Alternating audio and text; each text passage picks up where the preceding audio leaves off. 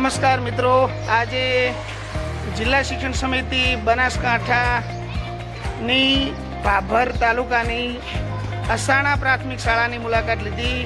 હું તમને આખી શાળા બતાવવાનો છું, છેક ગેટથી કરી અને આખી શાળાનું વાતાવરણ, અહીંની જે કામગીરી છે શિક્ષકોની અને આચાર્યશ્રીની, એ વસ્તુ હું તમને આજે બતાવવાનો છું। બહુ મજા આવી મને। નમસ્કાર મિત્રો, તો આજે અસાણા પ્રાથમિક શાળા ભાભર તાલુકાની અસાણા પ્રાથમિક શાળાની મુલાકાત લીધી। અહીંનું વાતાવરણ બહુ જ મને ગમ્યું છે। તો આવો આપણે અહીંના આચાર્ય શ્રી મકવાણા હિતેન્દ્રકુમાર ધારસીજી નિહાળશો। એટલે શાળા જે ઊભી કરી છે એના પાછળની છેલ્લા 7 વર્ષની મારી મહેનત છે।